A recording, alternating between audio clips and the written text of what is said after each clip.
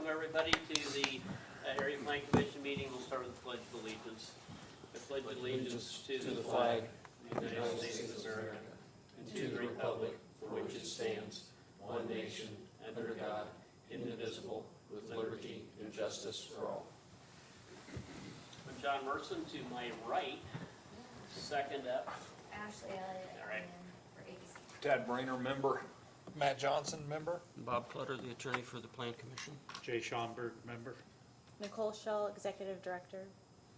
all right, Nicole, do we have any changes to the agenda tonight? No changes. All right, so we have no old public hearings, so we have two petitions to view tonight. Everybody in the audience knows the rules of engagement. Petitioner will come to, or Nicole will read the petition, petitioner comes to the podium, states her name and address, writes the same on the pad provided.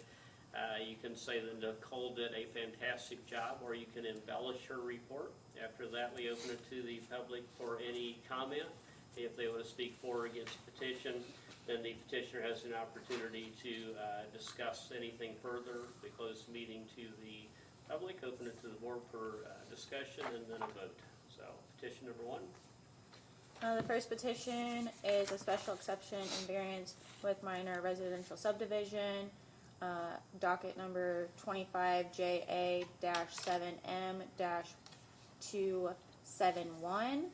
The petitioner is requesting approval of a special exception to allow minor residential subdivision, as well as a variance from the 3-to-1 lot depth to width ratio.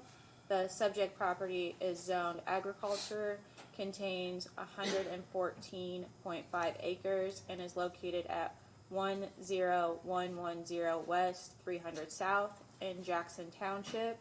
The petitioner is Roger Henry, and the property owners is Breeze Hill Farms LLC.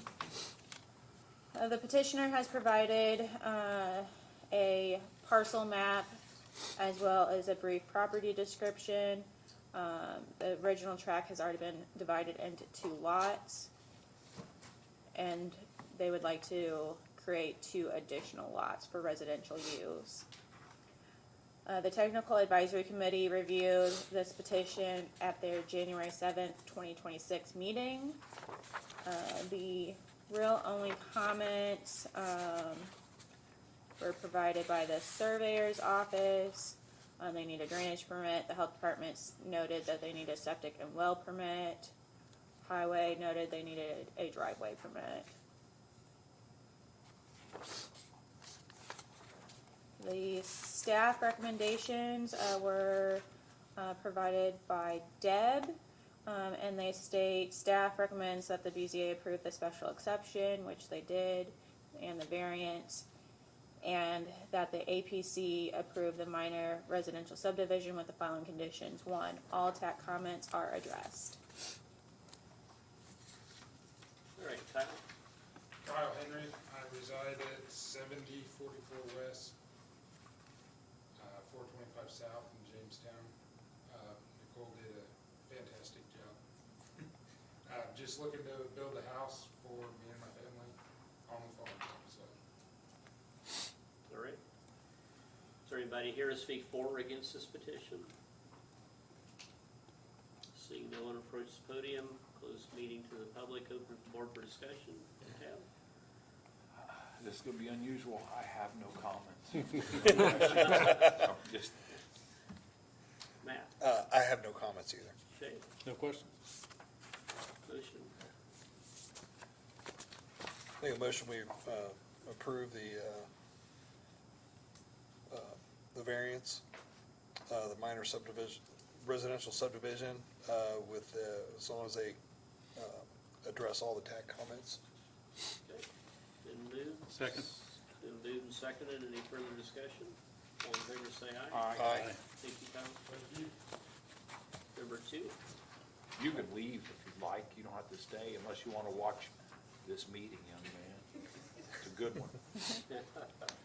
Petition number 2 is a special exception with variance and minor residential subdivision, docket number 25MA-7M-274. The petitioner is requesting approval of a special exception to allow a minor residential subdivision in agriculture district with 2 lots, as well as a variance from the 3-to-1 lot depth to width ratio. The subject property is zoned agriculture, contains 72.24 acres, and is located at 10400 East, 500 North in Marion Township. The petitioner is Cortland Christie, and the property owner is Elaine Cannon. The petitioner has provided a property history as well as a site plan. The original tract has already been divided into 2 lots. This would be an additional lot for a residential structure. The Technical Advisory Committee reviewed this petition at their January 7th, 2026 meeting. Noted the following comments. Health Department noted a septic and well permit would be required. Surveyor noted that a drainage permit would be required. If they're going to add a basement, the first floor elevation of the basement must be 1 foot above the base flood elevation. Highway noted a driveway permit would be required. Staff recommendations were written by Deb and state the following. Staff recommends that the BZA approve the special exception and variance, which did happen, and the APC approved the minor residential subdivision with the following conditions. 1, all TAC comments are addressed. All right, thank you.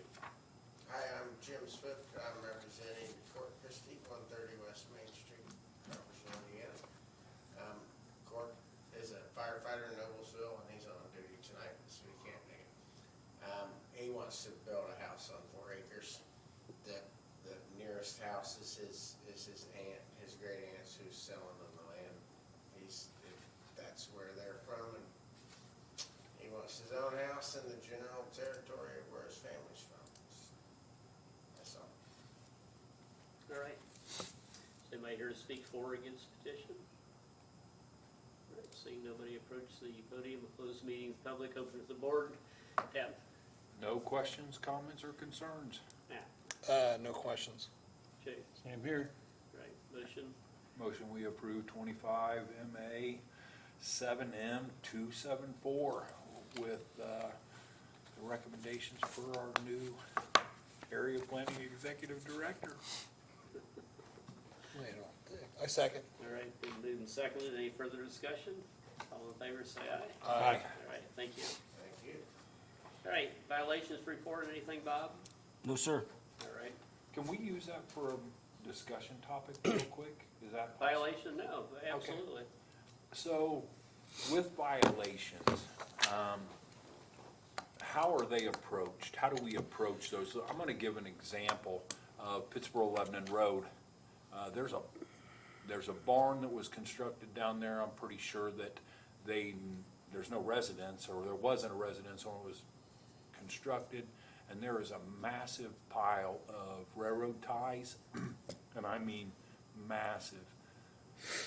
What do we do in that case, or if somebody's working on? What we've done in the past, our staff isn't big enough to go out and just randomly check properties, so when we've gotten a complaint, normally Kirby would go out, take pictures, or Nicole if you wanted to, and evaluate it in terms of the zoning ordinance to see if there's a violation. If there is, the staff would send a letter noting the violation and how they have to remedy it. Usually give them 30 days or 60 days or something like that. If it is a normal course of business, typically when somebody gets that letter, they call and say, oh, I didn't know I was in violation, what do I need to do? I need some time to move this stuff or whatever. If there's no response, typically staff would send a second follow-up letter and say that if you don't contact us regarding the violation, we'll send it to the legal. And that usually generates a response. If it doesn't, then they send it to me, and I send a letter stating you have X number of days to bring it into compliance, or I'll file a lawsuit. So is it this, we don't allow shipping container homes, right? No, we do not. So when Kirby's out and about, does he ever make notes? You probably don't know this. I mean, like I'll drive past the place, let's say a berm's being constructed. That's not something, is that something they come before us? No, It not goes on a in front berm. of, The only time they would, I mean, typically they would want to bring it to the surveyor's office to see if they're impacting neighboring drainage, or, you know, they're not building in a swale or something other, floodplain. But a berm, an earthen berm, normally would not come in front of us. okay, so that, you just direct them to Typically the surveyor's office in that situation, okay? So is it up to the public to come forward with items, and this has nothing to do with the Facebook post, I'm just, when I drive down the road, I'm like, holy cow, what the Yeah, heck? no, yeah, if you see something that And that people call me triggers, and they'll be triggers like, some who concern, to call? yeah, let Nicole know where, Okay. where it's located, and she'll send Kirby out and then evaluate that as it relates to the zoning ordinance, and if there's a violation, we pursue it.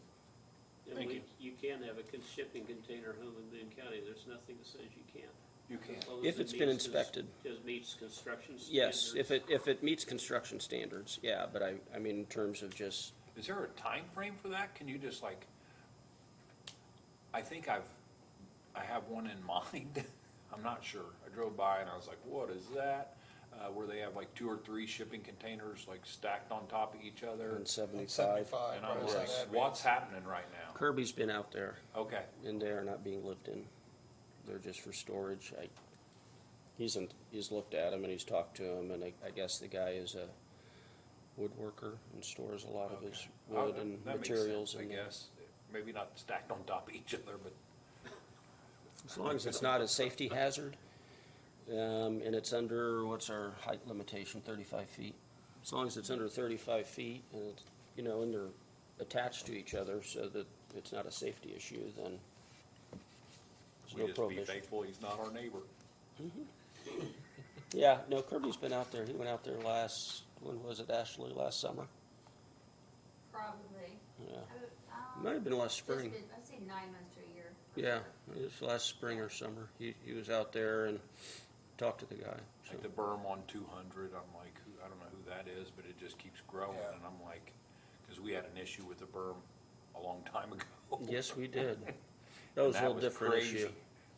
So I was just curious as to what to tell people when they ask. I'm like, I really don't know, but Yeah, I'm you gonna. can always direct them to our office. Mhm. Okay.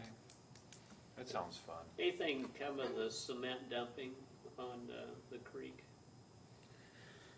Not that I'm aware of. Carol knows more about it than I do, but I knew they'd ordered them to remove it.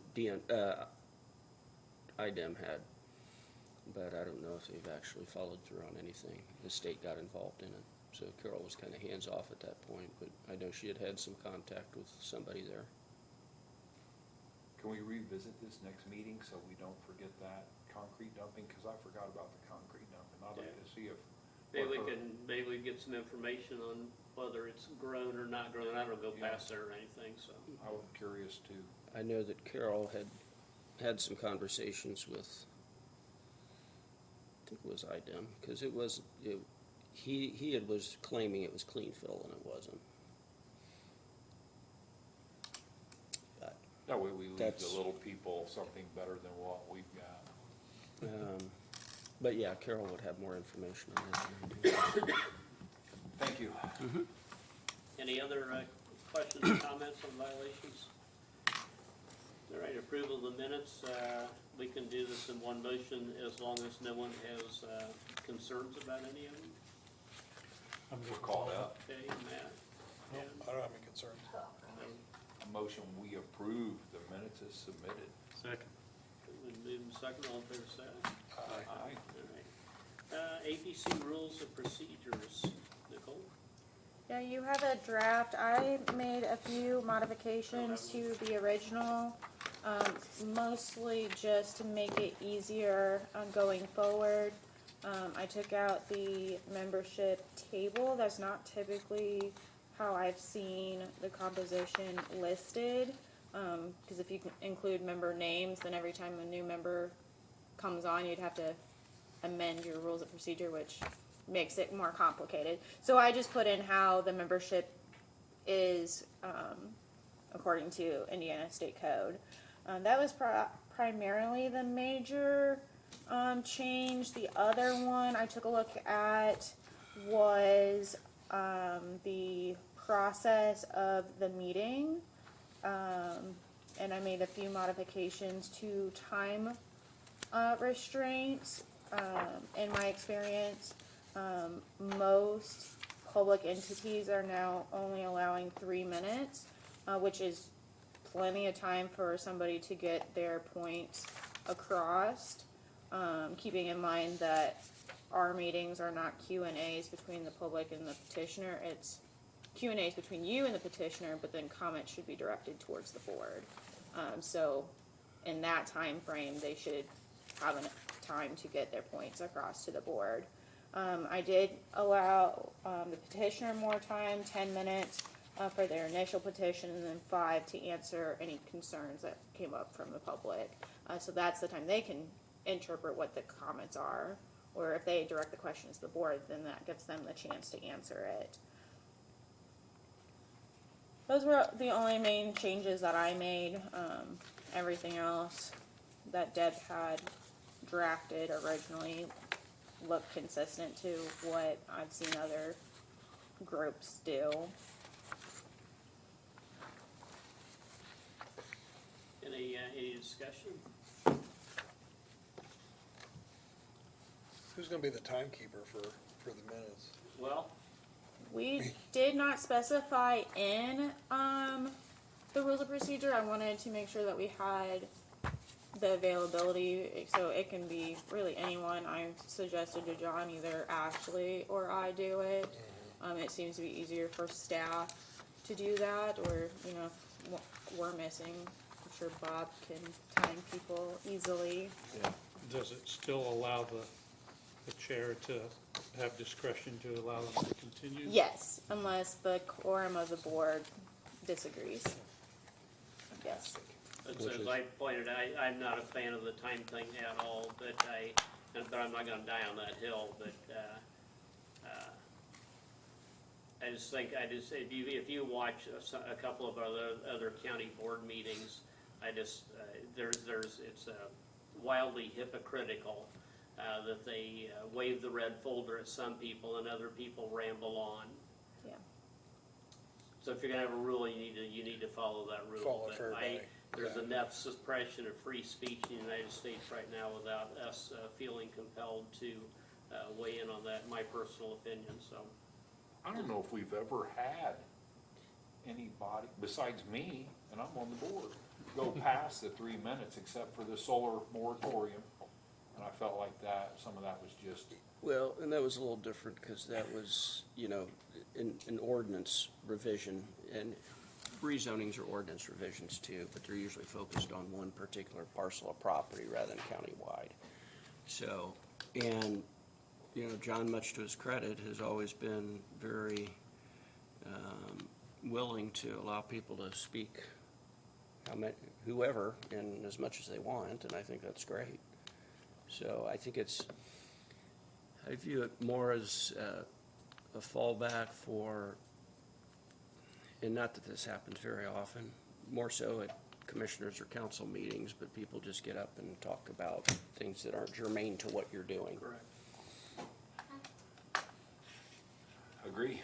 So, and that gives John or whoever is sitting in the chair the ability to say, we're looking at a rezoning petition for this parcel of property. We don't need to hear a lecture on the Constitution, or Amen. if you catch my drift. I do. I very specifically do. So.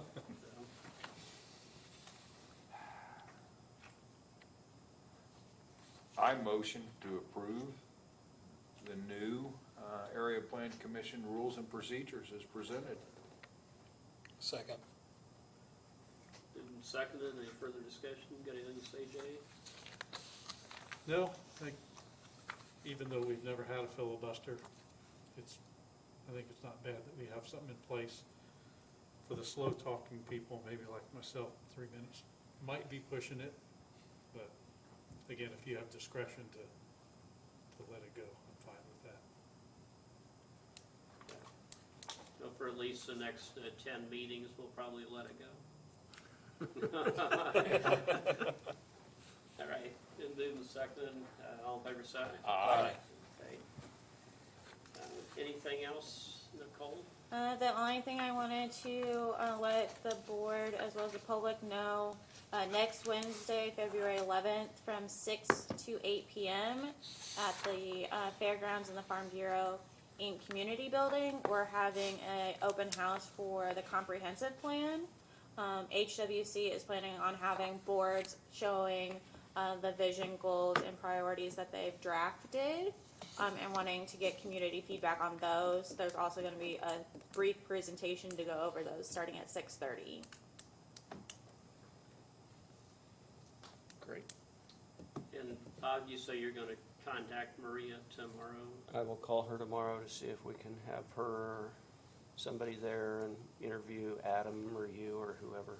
If we can get it prior to, just to get the buzz out somehow where we can get the public to show up, because I feel Well, like they're not. Nicole has sent it, she sent it to the paper. I'll remind Maria that it's next Wednesday and see if they want to run something in advance. And I'll mention something to, all right, we sent it to our communications director. I haven't seen anything go out on our Facebook, but I'll put a plug in his ear again. And put something in there about we're about ready to approve solar all over the place, and Solar they will windows. show up, won't you? Yeah, Victoria's on there. Victoria's on there, she'll be there. yeah. I think when it comes down to it, the same core group of people are gonna show up and still gonna make the decisions, but I don't want anybody to say I didn't know or I didn't have a chance. 100%. It'd also be nice to send us flyer maybe with all the town clerks, clerk Okay. treasurers. Oh, that's a And good have them idea. posted up Sure. in the town halls. Good idea. Get That's that a very to good idea. Jamestown for sure. Yeah. And there's a lot more after the 11th. It's not like the 11th is the end of the line. No. It's Yeah. just, hopefully we'll get some interest. Make it seem that way though, a Exactly. little urgency. Yeah. It is, every meeting counts. So just out of curiosity, do you think you're gonna change up the format of the petitions? What do you mean by that? I don't know, just, Rachel did them one way and then Deb did them a different way, and if you have a format that you were gonna follow or anything. I'm not planning on making any changes at this time. I like Deb's format better than Rachel's. Yes, me too. It was a little cumbersome. Yeah. Nothing against Rachel, she did a great job, but Deb's was a little more streamlined. Yeah, I don't plan on making any changes. I have tweaked the application form just a little bit, and where I'm putting in a page for where they can write in the narrative, just so it's part of the application form, because I've had a couple questions this last week on confusion on what they needed to include, but that's the only thing I see currently. I have a question, and I didn't bring my notes from home. I wished I would have. When it comes to the BZA and notifying people that they need to come to meetings, is it clear in whatever we send individuals to come in that they need to attend the meeting? I mean, is it like Yeah, plenty and visible and? it's on Okay. every application form. Alright. It outlines every step of the process, including the TAC meetings, the night meetings. We also let them know, and Ashley notifies them the week of too about those meetings. Is there any way, like, to do some of that stuff where it's a Zoom or something? I'm just, cause I have people that are like, You man, mean I drove tech? in there for 2 minutes and then I'm out, and I'm like, I Well- don't know. Yeah, in TAC, they come in and they drive here from Illinois, and then they're here for 2 minutes and they're like, Yeah, why'd I I come all think the some way of the here? TAC meetings you do with Zoom now, don't you? Or And do the you? two that I've had experience with, no, we've done them in person. Jim probably knows better, he's been to thousands of TAC meetings. What do but- you think? You think that's something that's doable to cut down on time, or is it just they need to be here so they can hear what's said? I think, yeah, I require their presence, yeah. Yeah, well, Okay. I would say definitely, You wanna do something in this locale, then yeah, somebody ought to be present. definitely for the hearing in front of you, because it's a public hearing. And Well, they need to be like present tonight, or they're Court petitioners. Christie's busy fighting fires in Noblesville, and I'm allowed to represent. Yeah, I mean, as long as there's a petitioner, and that's the nice about having Jim as your representative, or Kent Franzen, or Andrew Oley, or whoever, Right. because they know the process, and they can cut down on that. So his client didn't have to go to TAC, Yeah, they don't have to fly. because Jim knows what's going on and he can do it, or Franzen, Don't or give him whoever's that much representing. credit. Now, okay. here's an interesting thing, Deborah put on a rule that if your engineer or surveyor has to be at Tech, but it's not necessarily, does the applicant have to be at Tech? Can No. they be represented? They can be represented. Yeah. They can be represented, yeah. Yeah. Oh, you meant like the engineer or Deborah's surveyor? made it- I don't know whether this is a real rule or something. Well, I mean, Or at, but for a if straight, you don't have your, I always go to the Tech meeting because I feel like that's what I'm getting paid to do. right, But I guess others, they're coming in and they have questions and their engineer isn't present. So she just said, you'll just be punted to the next Tech. well, meeting. You're and I not think that was represented. because sometimes they didn't come in, and then they didn't see the TAC comments until the staff report came out, and then they were like, well, we didn't know anything about these, and so, well, that's because you didn't come to TAC. So, and I think that was Deb's solution to try and fix some of that, was somebody needs to be at TAC. Now, if it's a easy special exception or something and there's no major issues, then maybe not, but I think that was what she was trying to avoid, was the people saying. I didn't know. I didn't know. It's like, well, you should have come to TAC. Yeah. That answers my question, so. And ask for your applications. I mean, she kind of revamped all of Mhm. that. Yeah. The guys that run with whatever was just revamped. Yeah. Okay. Any public comment? Anybody have anything they want to say? Did you learn anything today, young man? Be engaged, No kidding. be engaged. Make a difference. Get on a board somewhere in our community and make a difference. It doesn't seem like we make a difference, but I promise you, we do. May not be always the right way, but we do. Move to adjourn. Move to adjourn. Hey, hey, Right. all in favor? All in favor? Aye. Aye.